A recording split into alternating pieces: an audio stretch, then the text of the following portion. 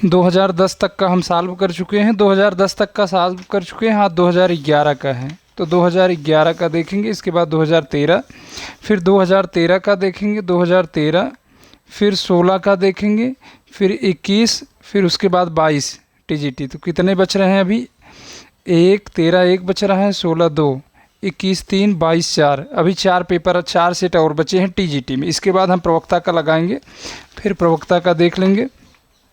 तो चलिए अब आगे बढ़ रहे हैं। यह 2011 का है, ये पेपर 2011 का है। तो चलिए आगे चल रहे हैं। सारी क्लासें निःशुल्क चलती हैं, तो रोज़ वाला है, आप लोग देखते ही हैं। काव्य शास्त्र की क्लास प्रतिदिन देखिए निःशुल्क। जितनी भी क्लासें बोर्ड पे आपको दिख रही हैं सारी क्लासें निःशुल्क हैं। क्लास से जुड़ने के लिए आपको इन नंबरों पे संपर्क करना पड़ेगा। फ्री क्लास से जुड़ने के लिए इन नंबरों पे संपर्क करना पड़ेगा आपको, तभी आप जुड़ पाएंगे, और कोई दूसरा विकल्प नहीं है। चलिए, यूट्यूब पे क्लासें होती हैं, कभी कभी कभी नहीं होती, यूट्यूब का कोई भरोसा नहीं है। चलिए आगे चल रहे हैं प्रश्नों की तरफ। देखिए, एक टेस्ट का आयोजन किया जा रहा है, 15 अगस्त तक आप रजिस्ट्रेशन करवा सकते हैं। यह टेस्ट हमेशा चलेगा, किसी भी तरह का कोई चार्ज आपसे नहीं लिया जाएगा। यह टेस्ट हमेशा चलेगा, हमेशा यह टेस्ट होगा। एक बार आप अपना रजिस्ट्रेशन करवा लेंगे, उस ग्रुप में जुड़ जाएंगे, तो आपका टेस्ट हमेशा होता रहेगा। काव्य शास्त्र, भाषा विज्ञान, व्याकरण, संस्कृत पे ही टेस्ट होगा। अभी तो हम 50 प्रश्नों को ले रहे हैं, आगे से हम 100 प्रश्न लेंगे, 100 प्रश्न लेंगे। आगे से हम 100 प्रश्नों को लेंगे, 100 प्रश्नों को लेंगे। 16 तारीख को एग्ज़ाम है, 16 अगस्त को परीक्षा है, 16 अगस्त को। तो जो भी है यहाँ ऑनलाइन मोड में होगा, आप अपने घर बैठे परीक्षा दे सकते हैं, कोई दिक्कत नहीं। आप अपने घर बैठे, बस में है, कहाँ है, जहाँ से भी है वहाँ से आप दे सकते हैं। 16 अगस्त को, 15 अगस्त के बाद 16 अगस्त को दोपहर 2 बजे यह एग्ज़ाम स्टार्ट होगा। 45 मिनट का एग्ज़ाम रहेगा, 45 मिनट। 1 से लेकर 5वीं रैंक लाने वाले विद्यार्थियों को प्रशस्ति पत्र देकर सम्मानित किया जाएगा, और भी जो कुछ हो सकता है। और बाकी सारी क्लासें निःशुल्क, और पीडीएफ निःशुल्क दिया जाएगा। ये तो सभी के लिए है, सबको निःशुल्क दिया जाएगा, किसी से 1 भी रुपये का चार्ज नहीं लिया जाएगा। चलिए, ऑनलाइन मेगा टेस्ट देखिए, रजिस्ट्रेशन की अंतिम तिथि 15 तारीख है। रजिस्ट्रेशन के लिए इन नंबरों पर संपर्क करना होगा। चलिए आगे चल रहे हैं भाई। देखिए, घटना चक्र में हम करवा रहे हैं, घटना चक्र वाली सीरीज आपको अलग से करवा रहे हैं। इसमें 4-5 क्लास भी हो चुकी है, प्रश्नों को सॉल्व करवा दिए हैं। काव्य शास्त्र अलग से चल रहा है। चलिए, 84 वैष्णवन की वार्ता किस लेखक की रचना है? बताइए, 84 वैष्णवन की वार्ता किस लेखक की रचना है? 84 वैष्णवन की लेखक की वार्ता, 84 वैष्णवन की वार्ता किस लेखक की है? बताइए, बताइए भैया। इसमें 200 वैष्णवन की वार्ता भी इनकी है, तो किसकी है? 84 वैष्णवन की वार्ता किसकी है?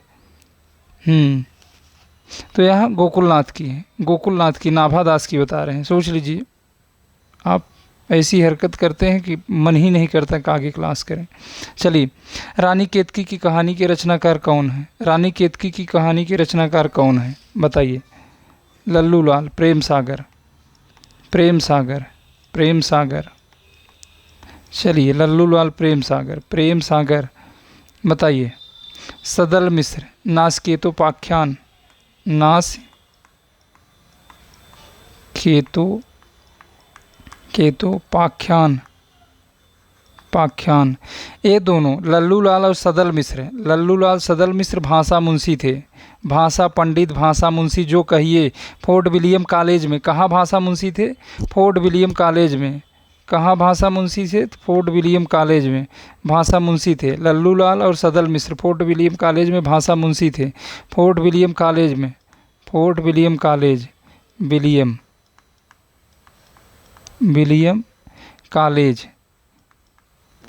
कॉलेज में भाषा मुंशी थे। फोर्ट विलियम कॉलेज की स्थापना कब हुई थी? 10 जुलाई 1800 को, 10 जुलाई 1800 को, 1800 लिख लीजिएगा। 10 जुलाई 1800 के बीच में लाइन खींचा है, 10 जुलाई 1800 को हुई थी। इसके संस्थापक कौन थे फोर्ट विलियम कॉलेज के? Lord Wellesley. संस्थापक की बात करें, संस्थापक की बात करें तो Lord Wellesley, Lord Wellesley, Wellesley लिख लीजिएगा, छोटे अक्षरों में है, वेलेजली लिख लेंगे। अच्छा, फिर से लिखवा दें, 1 मिनट। चलिए भाई, जब समय आप खा ही रहे हैं, चलिए फिर से बता दे रहे हैं। भाषा मुंशी, यहाँ से इसको कट करके निकाल लीजिए, अगले पेज पे बताएंगे। चलिए, यहाँ उत्तर मत खराब करिए। तो चलिए, देखिए रानी केतकी की कहानी किसकी रचना है, रानी केतकी की कहानी किसकी रचना है, यहाँ बता दीजिए तब बता रहे हैं उसको। रानी केतकी की कहानी किसकी रचना है भाई, इतना सरल प्रश्न है तो इंशाअल्लाह खां की है। तो ऑप्शन नंबर कौन सा सही हो जाएगा, सी। एक पेज लेके आपको बता दें, देखिए fort William college, fort William college की बात करें, फोर्ट विलियम 10 बार बताए हैं, विलियम कॉलेज याद हो जाना चाहिए। कॉलेज जो भी प्रश्न बता रहे हैं बार बार, वो प्रश्न रिपीट होता है तभी तो हम आपको बार बार बता रहे हैं, तभी तो हम आपको बार बार बता रहे हैं। देखिए चलिए, देखिए भाई फोर्ट विलियम कॉलेज की स्थापना 10 जुलाई 1800 को, 10 जुलाई, फोर्ट विलियम कॉलेज की कब स्थापना हुई थी, 10 जुलाई 1800 को। फोर्ट विलियम कॉलेज की स्थापना कब हुई थी, 10 जुलाई 1800 को। फोर्ट विलियम कॉलेज की स्थापना 10 जुलाई 1800 को, देखिए लिख दिए हैं। अब उसके बाद और पॉइंट देख लीजिए, जो प्रश्न पूछा जाता है इससे ज़्यादा पढ़ लेते हैं तो आप परेशान होते हैं। फोर्ट विलियम कॉलेज में देखिए 10 जुलाई 1800 को। संस्थापक कौन थे, संस्थापक की बात करें, संस्थापक की बात करें, लॉर्ड वेलेजली, लॉर्ड इल्ला है, Lord Wellesley, Wellesley, Lord Wellesley. संस्थापक की बात करें तो लॉर्ड वेलेजली, लॉर्ड वेलेजली,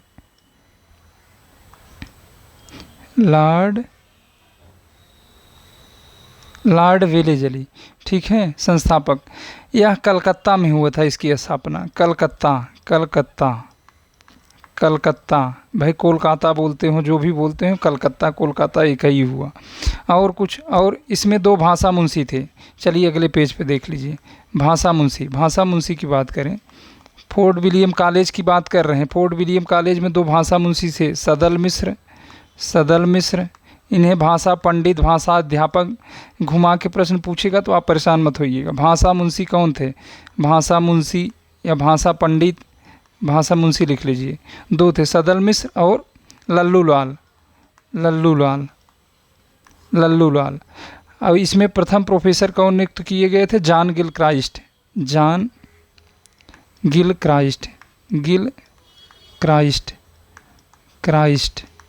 यही प्रोफेसर नियुक्त हुए थे। इन्होंने 2 भाषा मुंशी की नियुक्ति की थी, सदल मिश्र और लल्लू लाल की। चलिए आइए, तो इसमें ऑप्शन नंबर कौन सा सही हो जाएगा, option number B, option number C, B नहीं। देखिए नास्केतोपाख्यान, ये किसकी रचना है, सदल मिश्र की, लल्लू लाल की, प्रेम सागर है। चलिए अगले प्रश्न पे चल रहे हैं। इनमें से सदल मिश्र की रचना कौन सी है, देखिए पूछ भी ली गई है। सदल मिश्र की रचना, अरे प्रेम सागर लल्लू लाल, ये तो लल्लू लाल की हो गई, लल्लू लाल।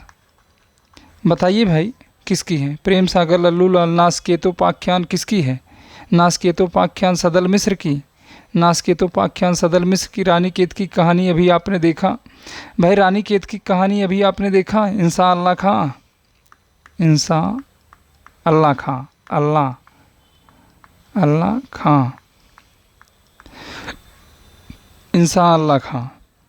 ना, इंशाअल्लाह खां देख लीजिए। प्रेम सागर किसकी है, लल्लू लाल की है, देखिए एरो लगा है लल्लू लाल की।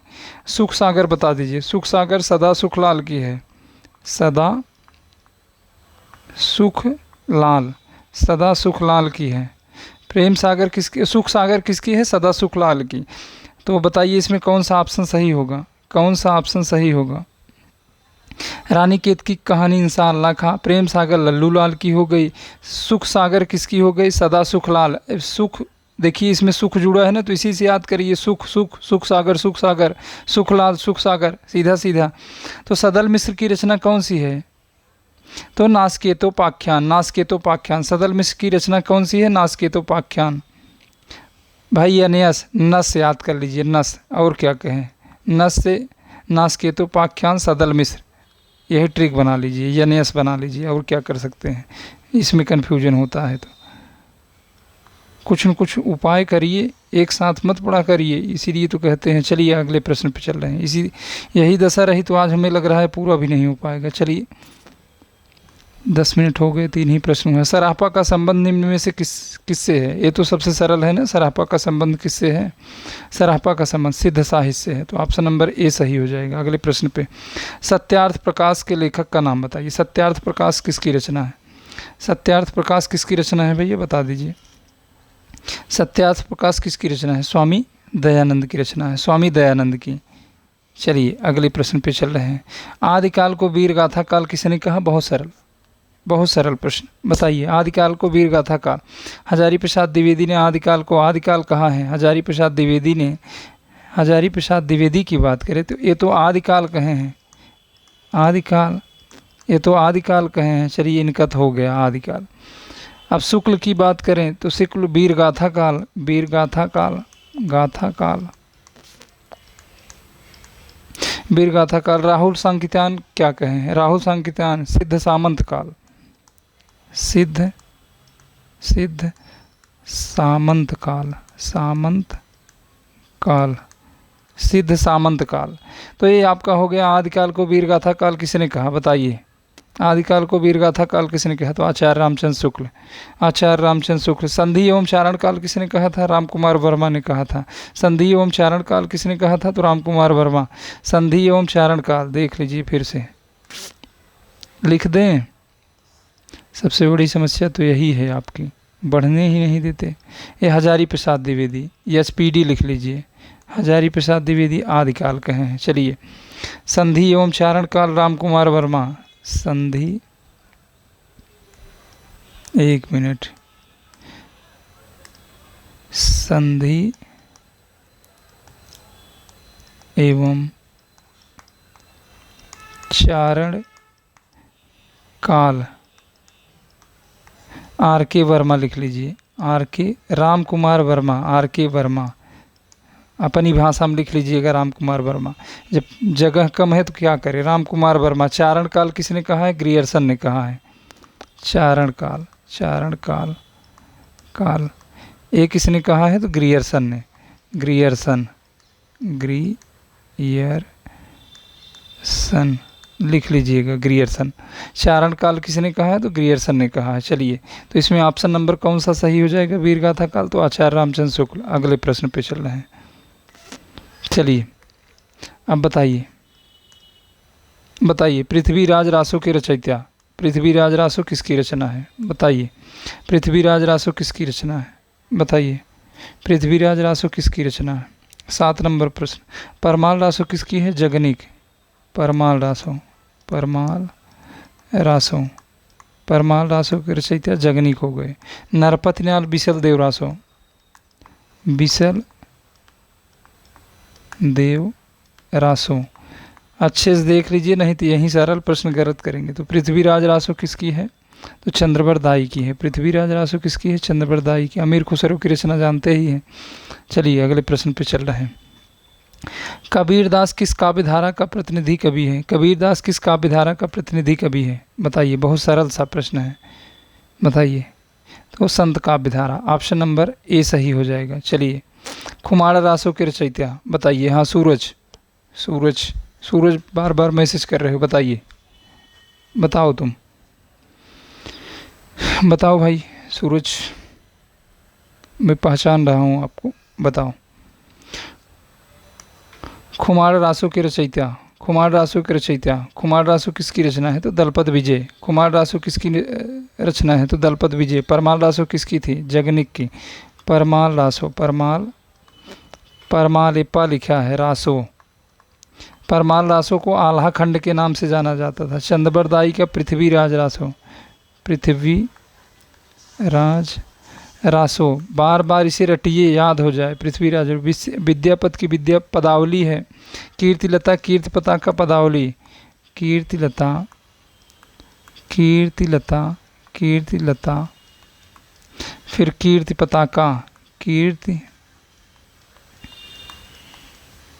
पताका, पताका, कीर्ति पताका पदावली, यहाँ लिख लीजिए, पदावली, पदावली। चलिए लिख लीजिएगा। तो कुमार रासो किसकी रचना है? दलपत विजय की। कुमार रासो किसकी रचना है? दलपत विजय की। अगले प्रश्न पे चल रहे हैं।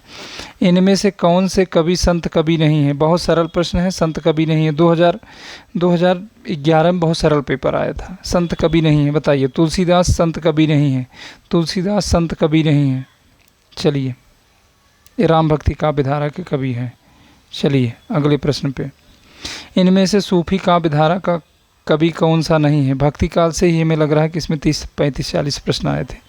इनमें से सूफी काव्य धारा का कवि नहीं है। देखिए भाई, जब आप पढ़ा करिए, सबसे ज़्यादा प्रश्न भक्ति काल से आता है पूरे सिलेबस में, ये जान लीजिए। सबसे ज़्यादा प्रश्न भक्ति काल से ही आएगा, उसके बाद व्याकरण से आता है। चलिए, इनमें से सूफी काव्य धारा का कौन सा कवि नहीं है? आदिकाल भक्ति काल से ज़्यादा प्रश्न आते हैं रीतकाल तक। चलिए, इनमें से सूफी काव्य धारा का कौन सा कवि नहीं है? सूफी काव्य धारा, सूफी काव्य धारा का कौन सा कवि नहीं है? बताइए। सूफी काव्य धारा का कौन सा कवि नहीं है? 11 नंबर प्रश्न का उत्तर बताइए। सूफी काव्य धारा का कौन सा कवि नहीं है? तो तुलसीदास, बताइए। मुल्ला दाऊद भी है, जायसी भी है, कुतुबन भी है, तो नाभादास नहीं है। नाभादास, ऑप्शन नंबर सी सही हो जाएगा। नाभादास, नाभादास। पद्मावत है इनकी रचना, पद्मावत। कुतुबन मृगावती है, मृगावती है इनकी। मुल्ला दाऊद की बता दीजिए। चंदायन है इनकी, चंदायन है। मंझन की मधुमालती, मंझन कहाँ है? मंझन नाम नहीं है। तो ऑप्शन नंबर कौन सा सही हो जाएगा? ऑप्शन नंबर सी, सूफी काव्य धारा की यही कवि नहीं है। अगले प्रश्न पर चल रहे हैं। निर्गुण काव्य धारा की प्रवृत्ति है, निर्गुण काव्य धारा की विशेषता बताइए। निर्गुण काव्य धारा की विशेषता, वात्सल्य रस की प्रधानता नहीं है, प्रकृति पर चेतन सत्ता का आरोप ये भी नहीं है, रूढ़ियों एवं बाह्य आडंबरों का विरोध था। संत निर्गुण काव्य धारा में रूढ़ियों एवं बाह्य आडंबरों का विरोध था। तो ऑप्शन नंबर सी सही हो जाएगा। अगले प्रश्न पे, पद्मावत के रचयिता, बताइए। मुल्ला दाऊद की रचना बताइए। मुल्ला दाऊद की चंदायन, अभी हमने बताया। मुल्ला दाऊद की रचना चंदायन। बार बार। कुतुबन की मृगावती, कुतुबन की मृगावती। मंझन की मधुमालती,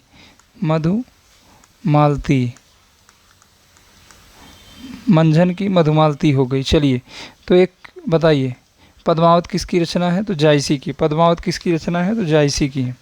चलिए अगले प्रश्न पे देखिए, फिर पूछा गया है पद्मावत किस भाषा में? भक्ति काल से कह रहे हैं कि इसमें बहुत प्रश्न आया था, उस वर्ष भक्ति काल से बहुत प्रश्न आया था। पद्मावत की रचना काल की बात करें तो 1540 में है। यह अवधी भाषा में है, अवधी भाषा में पद्मावत अवधी भाषा में। जायसी की और रचनाओं की बात करें, लिख लीजिए, बोल दे रहे हैं। चलिए, लिखेंगे नहीं। चलिए देख लीजिए, समय लग जाएगा। आप जानते हैं प्रश्न सरल है तो यहाँ रुकने का। तो पद्मावत किस भाषा में है? अवधी में। पद्मावत में कितने सर्ग हैं ये आप मैसेज करके बताएंगे, जो भी वीडियो देखे, चाहे ऑफलाइन देखे, चाहे ऑनलाइन, चाहे डाउनलोड करके मैसेज करके बताना। आप मैसेज करने से आपका कन्फ्यूजन दूर हो जाएगा, इसलिए कह रहे हैं। हो सकता है आपको न याद हो तो आप देख के मैसेज करें या गूगल करके मैसेज करें तो आपको याद हो जाएगा। बस बात यही है और कोई मतलब नहीं है। मैसेज कर देंगे तो कोई बहुत बड़ी बात नहीं हो जाएगी। चलिए, अष्टयाम के रचयिता, अष्टयाम किसकी रचना है? अष्टयाम के रचयिता बताइए। अष्टयाम किसकी रचना है? तो नाभादास की है। बहुत अच्छा। तो किसकी रचना है? नाभादास की। अष्टयाम किसकी रचना है? नाभादास की। तो ऑप्शन नंबर सी सही हो जाएगा। चलिए, बहुत रुकिए मत। 200 वैष्णवन की वार्ता के लेखक, 200 वैष्णवन और 84 वैष्णवन बताइए। 200 वैष्णवन और 84 वैष्णवन की वार्ता किसने लिखा था? बताइए भाई। तो यह गोकुलनाथ की है। तो आगे प्रश्न पे चल रहे हैं। नंददास किस काव्य धारा से संबंधित है? नंददास किस काव्य धारा से संबंधित है? नंददास, बहुत अच्छा। कृष्ण भक्ति काव्य धारा, किस काव्य धारा से संबंधित थे? कृष्ण भक्ति काव्य धारा। नंददास किस भक्ति काव्य धारा से संबंधित थे? तो कृष्ण भक्ति काव्य धारा से संबंधित थे। अगले प्रश्न पे, सूर सागर किस भाषा की कृति है? सूर सागर किस भाषा की कृति है? देखिए भक्ति काल से कम 40 प्रश्न आए हैं, हमें तो लग रहा है। सूर सागर किस भाषा की कृति है? सूर सागर ब्रज भाषा की है। सूर सागर किस भाषा की कृति है? तो ब्रज भाषा में। सूर सागर किसकी रचना है? तो यह सूरदास की रचना है। सूरदास की रचना है। सूरदास की रचना है। सूरदास की और रचनाओं की बात करें, देखिए सूरदास की और रचनाओं की, सूर सागर तो एक सूर सागर सूर सारावली सूर सारावली, उसके बाद साहित्य लहरी, उसके बाद कौन सी है? साहित्य लहरी।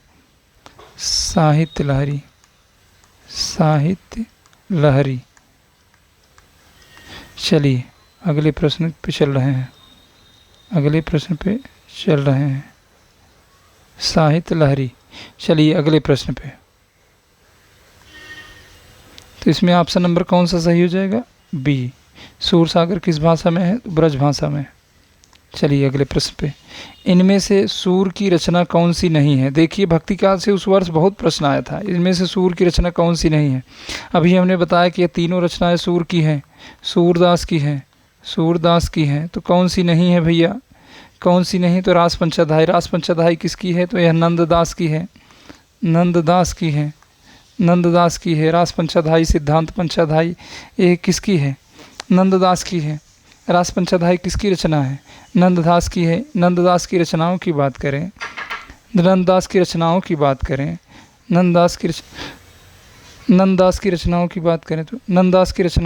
करें तो श्याम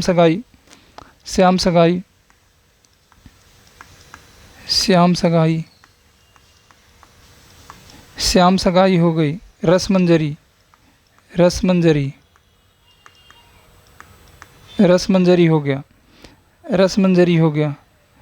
रसमंजरी हो गया। फिर उसके बाद रूपमंजरी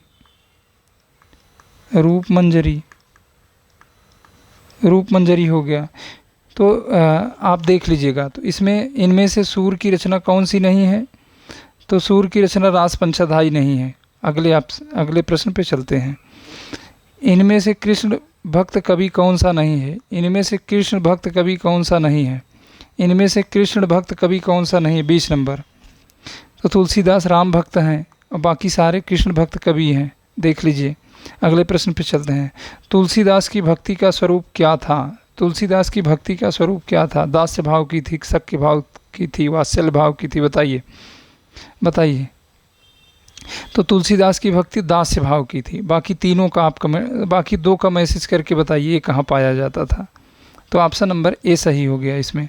चलिए, इनमें से कौन सा ग्रंथ तुलसी द्वारा रचित नहीं है? भक्ति काल से बहुत प्रश्न आए हैं, बस भक्ति काल से ही करिए। बताइए इनमें से कौन सा ग्रंथ तुलसीदास का नहीं है, तुलसी की रचना नहीं है? तो रसमंजरी किसकी है? तो यह नंददास की है। नंददास की है। रसमंजरी किसकी है? नंददास की है। रसमंजरी, रूपमंजरी, ये किसकी है? नंददास की है। अगले प्रश्न पे चल रहे हैं। चलिए, इनमें से कौन सा महाकाव्य अवधी भाषा में लिखा गया है? भैया जूम कर दें 1 मिनट। कौन सा महाकाव्य अवधी भाषा में लिखा गया है? बताइए कौन सा महाकाव्य अवधी भाषा में लिखा गया है, पूछा जा रहा है। तो रामचरितमानस अवधी भाषा में लिखा गया है। Ramcharitmanas option number C. एक खड़ी बोली में है, बाकी तो खड़ी बोली में है। खड़ी बोली में रामचंद्रिका किस भाषा में? ब्रज में है। बाकी खड़ी बोली में, साकेत भी खड़ी बोली में है। तो ये दोनों खड़ी बोली में, रामचरितमानस ब्रज भाषा में, रामचरितमानस अवधी में, रामचंद्रिका ब्रज में है। तो अगले प्रश्न पे चल रहे हैं। यहाँ समय देने से कोई मतलब नहीं है, अब लग रहा है प्रश्न ऐसे ही क्या 1 मिनट देख ले रहे हैं। चलिए, रीतकालीन कवियों की काव्य भाषा क्या थी? रीतकाल में क्या भाषा थी कवियों की? रीतकाल में कौन सी भाषा थी? तो ब्रज भाषा थी। रीतकाल में कौन सी भाषा थी? ब्रज भाषा थी। चलिए अगले प्रश्न पे अगले प्रश्न पे प्रश्न कट जा रहा है, 1 मिनट, टाइपिंग मिस्टेक है।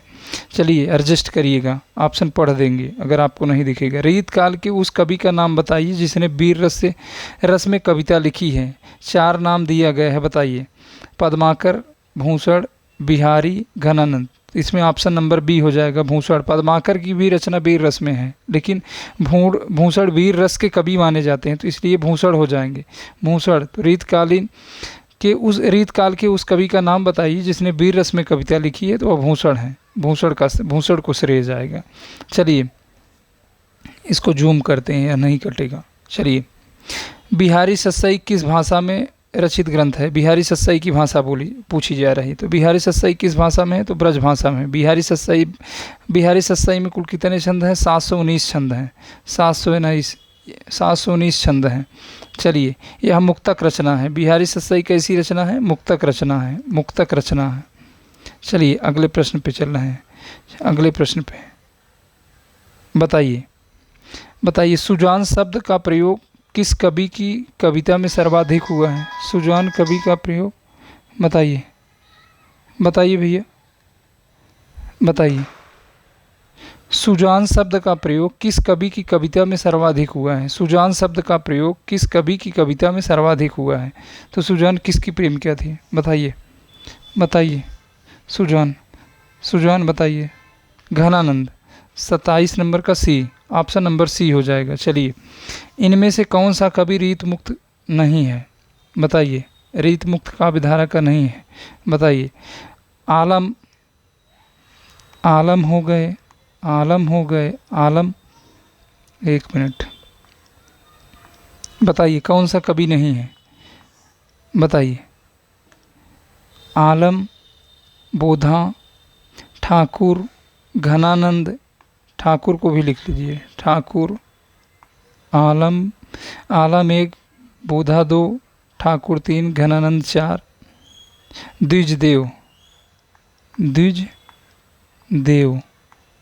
द्विजदेव लिख लीजिएगा, द्विजदेव। तो कौन से नहीं? रीतिबद्ध काव्यधारा के हैं, केशवदास। रीतिबद्ध। तो बाकी जो 5 बोर्ड पे लिखा है, 3 ये विकल्प वाले, उसके बाद जो 2 इधर लिखा है, तो ये 5 रीत मुक्त काव्यधारा के हैं। चलिए अगले प्रश्न पे प्रश्न इसी तरह है, थोड़ा सा मैनेज आप करेंगे, हम तो वैसे जूम कर देंगे। चलिए, कवि प्रिया के रचनाकार का नाम बताइए। कवि प्रिया किसकी रचना है? 29 नंबर प्रश्न को हम देख रहे हैं। कवि प्रिया किसकी रचना है, बताइए। तो कवि प्रिया किसकी रचना है? तो केशवदास की रचना है। कवि प्रिया किसकी रचना है? तो केशवदास की रचना है। कवि प्रिया केशवदास की। इनमें से कौन सी भारतेंदु की रचना नहीं है? भारतेंदु हरिश्चंद्र की रचना नहीं, बताइए। वैदिकी हिंसा न बहुत विष, बताइए। बादशाह दर्पण, ये तो निबंध है उनका। तो पद्मावती नहीं है। पद्मावती किसकी है? जायसी की है। जायसी। इसका रचनाकाल 1540 में है। पद्मावत का रचनाकाल 1540 में। चलिए, इनमें से कौन सा नाटक भारतेंदु जी का नहीं है? भारतेंदु का नहीं है, बताइए। भारतेंदु का नाटक नहीं है। बताइए। भारतेंदु का नाटक नहीं है, बताइए भैया। भारतेंदु का नाटक नहीं, तो यही रणधीर प्रेम मोहिनी नहीं। ये किसका है? लाला श्रीनिवास दास।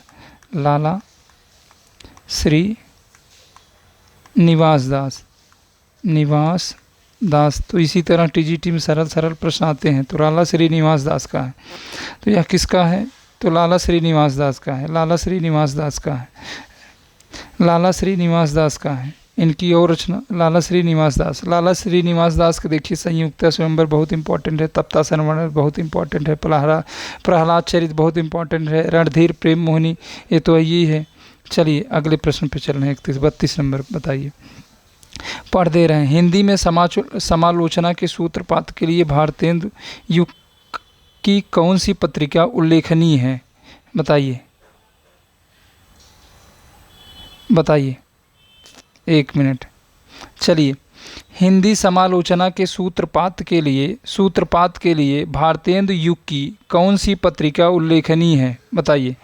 हिंदी समालोचना के सूत्रपात के लिए भारतेंदु युग की कौन सी पत्रिका उल्लेखनीय है? तो इसमें कौन सा हो जाएगा?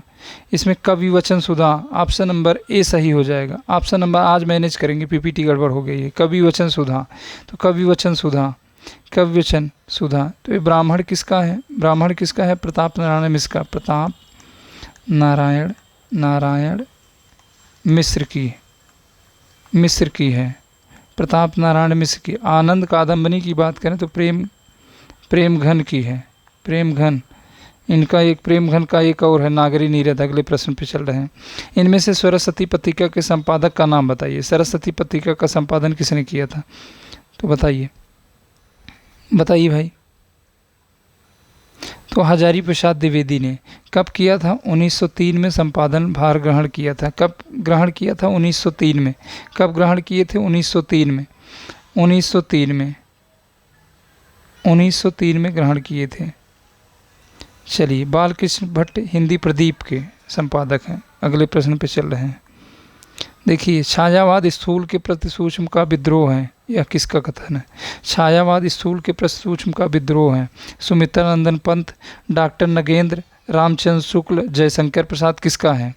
तो यह डॉक्टर नगेंद्र का है। डॉक्टर नगेंद्र का। आज पीपीटी गड़बड़ हो गई है तो आप थोड़ा सा बचा के मैनेज करेंगे। स्थूल के प्रति सूक्ष्म का विद्रोह किसका है? तो डॉक्टर नगेंद्र का। चलिए, कौन सा कवि छायावादी नहीं है? बहुत सरल प्रश्न पूछे गए थे, समझ लीजिए। 2011 में बहुत सरल। छायावादी कवि नहीं है तो जायसी कौन से कवि हैं? सूफी काव्यधारा के हैं।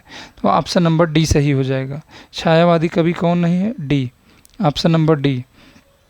छायावाद के प्रमुख कवियों में किसमें गीतों की मधुर वेदना की मर्म अभिव्यक्ति है? छायावाद, एक मिनट पढ़ दे रहे हैं फिर जूम करके ऑप्शन दिखा दे रहे हैं। छायावाद के, पहले प्रश्न पढ़ लीजिए। छायावाद के प्रमुख कवियों में किसमें गीतों की मधुर वेदना की मर्म अभिव्यक्ति अधिक है? बताइए। अब ऑप्शन देख लीजिए, किसमें है मर्म अभिव्यक्ति? तो महादेवी वर्मा में है। तो अगले प्रश्न पे चल रहे हैं। तो किसमें है? महादेवी वर्मा में है। फिर से देख लीजिए, छायावाद के प्रमुख कवियों में किसमें गीतों की मधुर वेदना की मर्म अभिव्यक्ति है? तो महादेवी वर्मा, उसके बाद पंत, दोनों में है, लेकिन महादेवी वर्मा में ज़्यादा है। चलिए, प्रगतिवादी काव्य की सृष्टि है। प्रगतिवाद में यथार्थवाद क्या था ना? यथार्थवाद था। प्रगतिवाद में यथार्थवाद था कि नहीं भैया? प्रगतिवाद में यथार्थवाद था। प्रगतिवाद में क्या था? यथार्थवाद था। चलिए बताइए, प्रगतिवाद में यथार्थवाद था। प्रगतिवाद में क्या था? यथार्थवाद था। तो ऑप्शन नंबर डी सही हो जाएगा। अरे भाई, श्वानों को मिलता दूध बस बच्चे भूखे अकुलाते थे, माँ की छाती से ठिठुर जाड़े की रात बिताते थे। पंक्ति आप पढ़े हैं ना? तो प्रगतिवाद में क्या था? यथार्थवाद था। यथार्थ का चित्रण हुआ था। इनमें से कौन सी रचना केदारनाथ अग्रवाल की नहीं है? बताइए। हम पढ़ दिए हैं, केदारनाथ अग्रवाल की रचना नहीं है। बताइए। युग की गंगा है, नींद के बादल हैं, आग का आईना है। युगधारा किसकी है? Option number D. युगधारा किसकी है? राहुल की है। राहुल की है। युगधारा किसकी है? राहुल की है कि नागार्जुन की है? बताइए। राहुल नाम बहुत जल्दी आता है। तो युगधारा किसकी है? युगधारा किसकी है मेरे भाई? बता दीजिए। बहुत सरल सा प्रश्न है। राहुल मैसेज कर रहे हैं तो वही हम भी बोल दे रहे हैं। तो यह नागार्जुन की रचना है। नागार्जुन की। चलिए, अगले प्रश्न पे चलते हैं। जूम कर रहे हैं। देखिए, प्रयोगवाद के प्रवर्तक के अनुसार प्रयोगवादी कवि का मुख्य तथ्य क्या था? प्रयोगवाद के प्रवर्तक के अनुसार प्रयोगवादी कवि का मुख्य तथ्य क्या था? नए काव्य उपकरणों का प्रयोग, फिर उसके बाद भावुकता के स्थान पर बौद्धिकता की प्रतिष्ठा, नई राहों का अन्वेषण। तो ऑप्शन नंबर सी सही हो जाएगा, नई राहों का अन्वेषण। अगले प्रश्न पे चलते हैं। निम्नलिखित में से कौन तार सप्तक का कवि नहीं है? तार सप्तक का कवि नहीं, बताइए। शमशेर, भवानी, शकुंत, हरि, नरेश, धर्म, रघु। चलिए बताइए, आप बताइए, हम तो याद कर ही लिए। शमशेर, भवानी, शकुंत, हरि, नरेश, धर्म, रघु। तो ये ऑप्शन नंबर ए हो जाएगा। ये दूसरे सप्तक के कवि हैं। शमशेर बहादुर सिंह दूसरे सप्तक के कवि हैं। चलिए, अज्ञेय कौन से वाद के कवि हैं? अज्ञेय कौन से वाद के कवि हैं? बताइए। किस काव्यधारा के कवि हैं? किस वाद के कवि हैं? बताइए। अज्ञेय। तो अज्ञेय किस वाद के कवि हैं? तो प्रयोगवाद के। जूम कर लीजिए, देख लीजिए। तो अज्ञेय कौन से वाद के कवि हैं? तो प्रयोगवाद के कवि हैं। चलिए अगले प्रश्न पे, प्रश्न बहुत ज़्यादा बचा नहीं है। हिंदी की पहली कहानी लेख क्या? बताइए, हिंदी की पहली कहानी जिसने लिखा था बताइए, कौन है जिसने लिखा था? बता दीजिए, बहुत सरल है, बताइए। तो हिंदी की पहली कहानी लेख क्या? बंग महिला। ऑप्शन नंबर बी सही हो जाएगा। कौन थे? बंग महिला। चलिए,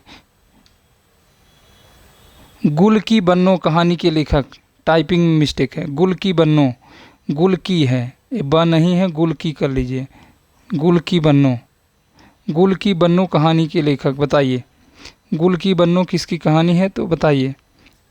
तो धर्मवीर भारती की है। चलिए आगे, टैबलेट से ही क्लास ले लेते हैं, क्या करें, बोर्ड पे हिम्मत नहीं है 6-6 7-7 क्लास के बाद। चलिए, गुल की बन्नो कहानी के लेखक धर्मवीर भारती। अलका जयशंकर प्रसाद के किस नाटक की पात्र हैं? अलका जयशंकर प्रसाद के किस नाटक की पात्र हैं? बताइए, अलका किस नाटक की पात्र हैं? जल्दी करिए भैया, कमेंट करा करिए, जल्दी से सोच रहे हैं, बहुत ज़्यादा प्रश्न नहीं, ख़त्म कर दें। तो किसकी पात्र हैं अलका? चंद्रगुप्त की है, चंद्रगुप्त है। Option number C, Chandragupta. और बताने वाले थे लेकिन अब बता नहीं पाएंगे क्योंकि हालत ख़राब है। चंद्रगुप्त, चंद्रगुप्त। ऑप्शन गलत लगा दिए स्कंदगुप्त पे, तो आप सही कर लीजिए। चलिए, चंद्रगुप्त कहाँ है? नीचे है सबसे, तो ऑप्शन नंबर डी सही हो जाएगा। Option number D, Chandragupta. Alka, Alka, सुवासिनी, कार्नेलिया, कल्याणी, मालविका, सक्टर, चाणक्य, चंद्रगुप्त, ये किसके पात्र हैं भाई? ये सारे के सारे चंद्रगुप्त के हैं। ध्रुव स्वामिनी में आप जाएंगे तो रामगुप्त, शिखर स्वामी ये मिलेंगे। स्कंदगुप्त में 2 पात्र बहुत इंपॉर्टेंट हैं, देवसेना, विजया।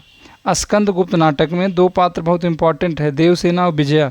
अशोक के फूल निबंध के रचयिता, अशोक के फूल किसका निबंध है? बताइए।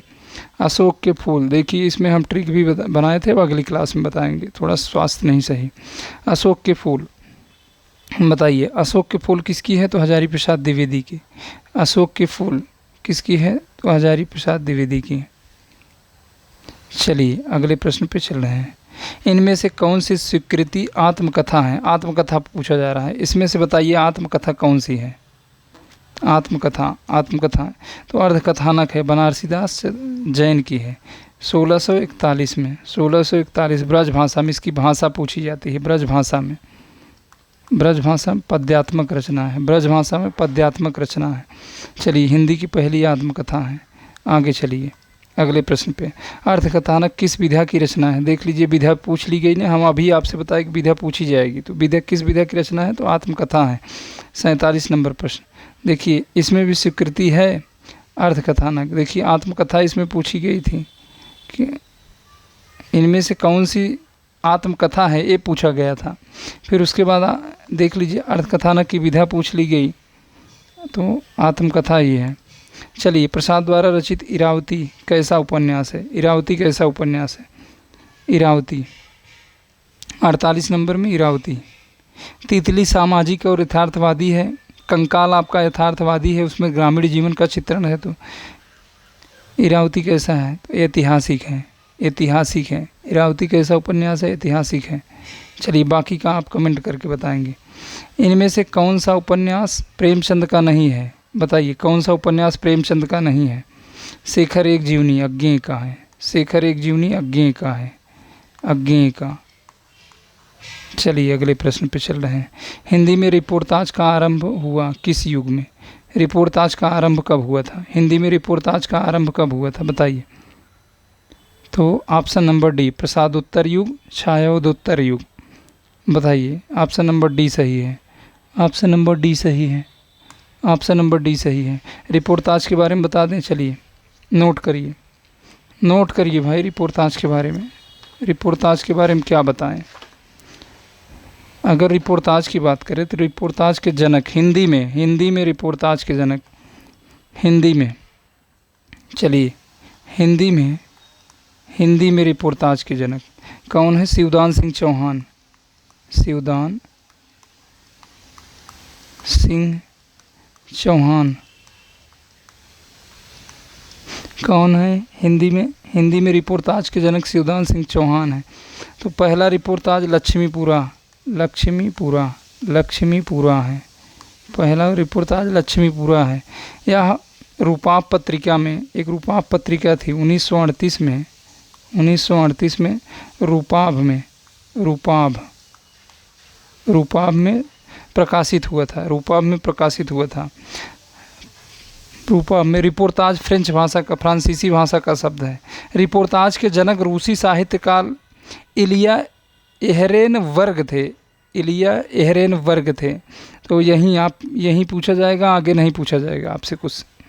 तो हिंदी में रिपोर्टाज के जनक कौन है? शिवदान सिंह चौहान। चलिए अगले प्रश्न पर चलते हैं। हमारी यात्रा की यात्रा वृत्तकार, हमारी यात्रा किसकी है? ये यात्रा वृत्तकार किसकी है बताइए। हमारी यात्रा किसकी रचना है?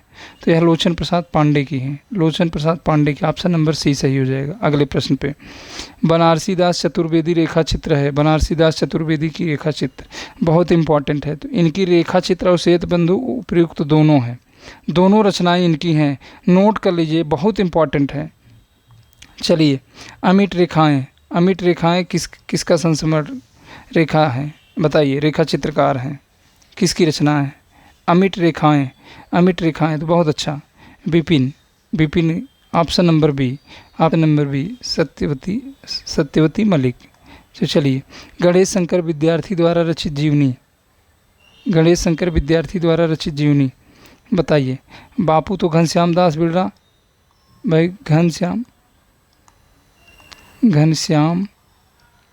दास बिड़ला बिड़ला की है बापू, घनश्याम दास बिड़ला की है। कर्मवीर किसकी है? कर्मवीर मुकुंदी लाल की कर्मवीर हो गई, मुकुंदी लाल की कर्मवीर हो गई। उसके बाद बताइए, मुकुंदी लाल। अकाल पुरुष गांधी जैनेंद्र की हो गई। उसके बाद चलिए, श्री गांधी बच गया ना, तो श्री गांधी किसका है? जो ऑप्शन में है उन्हीं का है, गणेश शंकर विद्यार्थी की श्री गांधी है। चलिए, इनमें से जगन्नाथ दास रत्नाकर की कृति छांटिए। जगन्नाथ दास रत्नाकर की रचना बताइए कौन सी है? जगन्नाथ दास रत्नाकर की रचना बताइए। उद्धव शतक, बहुत अच्छा। ऑप्शन नंबर ए, अलका, अलका का सही था। चलिए, बहस क्यों आप लोग आपस में करते हैं? सही है, उसका कोई निष्कर्ष है क्या? चलिए अगला प्रश्न देखिए। हमारा सही था, उनका सही था। हम देख रहे हैं किसका सही था, किसका नहीं सही था, हम यहीं से देख रहे हैं। जिसका कमेंट आता है हम देख लेते हैं पहले। चलिए, ये प्रश्न बताइए, निहार की रचना किसने की? निहार किसकी रचना है? निहार किसकी रचना है? बहुत अच्छा। अब देखिए, फिर अलका का कमेंट ऊपर आया है। राहुल झगड़ा कर रहा है, वो कह रहा है कि हमारा है। तो ऐसा मत करिए भाई। चलिए, निहार की रचना किसने की? अरे राहुल भाई। चलिए, अब अगले प्रश्न पे देखते हैं। तो ये किसकी है? महादेवी वर्मा का। चलिए, अब प्रश्न दे रहे हैं। चलिए अब देखिए किसका कमेंट आता है पहले।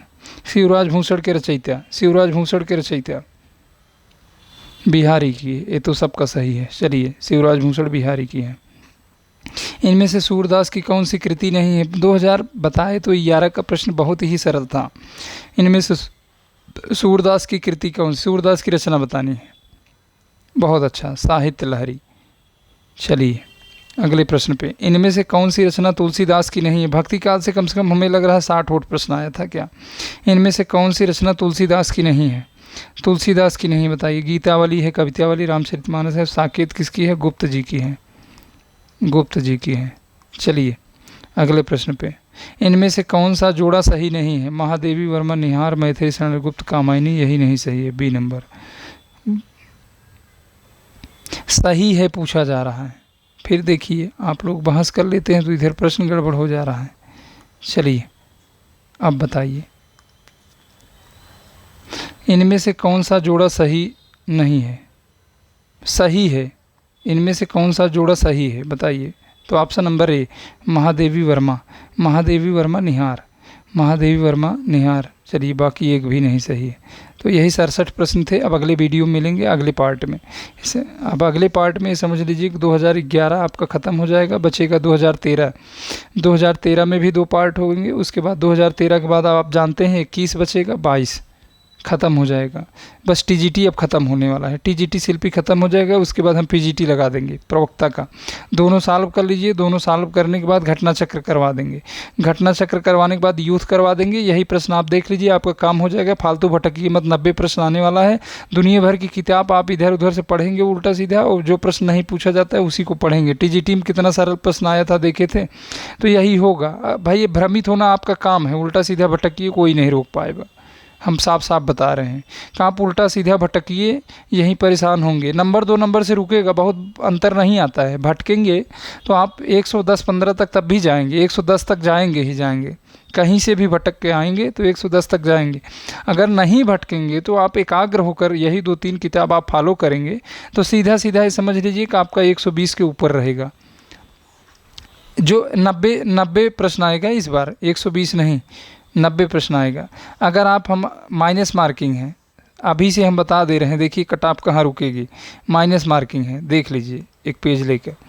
90 प्रश्न आएगा, 90 प्रश्न आएगा हिंदी से। 90 प्रश्न में हम आपसे बता रहे हैं कि अगर मान लीजिए 3000 सीट रहेगी, 3000 सीट रहेगी वैसे 90 प्रश्न में अगर आप ये समझ लीजिए, माइनस मार्किंग की बात कर रहे हैं। अगर आप 70 से 80 कर ले रहे हैं, 70 से 80 प्रश्न हम आपसे बता रहे हैं, उधर 15 जीएस में, 10 जीएस में, तो टोटल 90-92 कट ऑफ जाएगी। 90 या 95 के आसपास रहेगी, 90 से 95 के आसपास, इसी में आपका चयन हो जाएगा। तो बहुत सतर्कता के साथ करिए, इसके नीचे भी कट ऑफ रह सकती है, कोई भरोसा नहीं है। प्रश्न का लेवल थोड़ा उठा देगा या बहुत इजी पूछ लेगा तो आप भ्रमित हो जाएंगे। तो 90-95 के आसपास आपकी कट ऑफ रहेगी, जो नई वाली कट ऑफ बनेगी। माइनस मार्किंग 1/3 की निगेटिव मार्किंग है, 1/3 की है ना, तो बहुत संभल के तुक्का मारेंगे इसमें। बहुत बड़ी जानकार नहीं हो गए कि हम तुक्का ही मारेंगे। तो चलिए अब अगले पार्ट में मिलेंगे। देखिए क्लास अभी आपकी हम करवाएंगे, अलंकार वगैरह सारी क्लास हो जाएगी, चिंता मत करिए। चलिए ठीक है। तो टेस्ट के लिए तो हम आपको बताए हैं, टेस्ट के लिए आप इन नंबर पे संपर्क करिए, 70 68 62 0242 पे संपर्क करिए। 242 टेस्ट देखिए हमेशा निःशुल्क है। हम आपसे कह रहे हैं कि आप टीजीटी का एग्ज़ाम दीजिए, कोई भी दिक्कत आ रही है हमसे संपर्क करिए। टीजीटी का जो भी टेस्ट होगा, जो भी एप्लीकेशन पे होगा, आपसे मतलब नहीं है, जो भी खर्चा आएगा हम देंगे। आप बस टेस्ट दीजिए, सारे टेस्ट फ्री हैं, सारी क्लास फ्री है। हम कर दिए हैं तो कर दिए हैं। चलिए, और कोई मैसेज आपका? कभी कभी बोलने में हो जाता है, प्रश्न 2 प्रश्न इधर उधर, तो अगले प्रश्न में जब समीक्षा करते हैं तो कमेंट बॉक्स में पिन कर देते हैं, तो देख लिया करिए। चलिए, बस कर रहे हैं, तब बंद कर रहे हैं।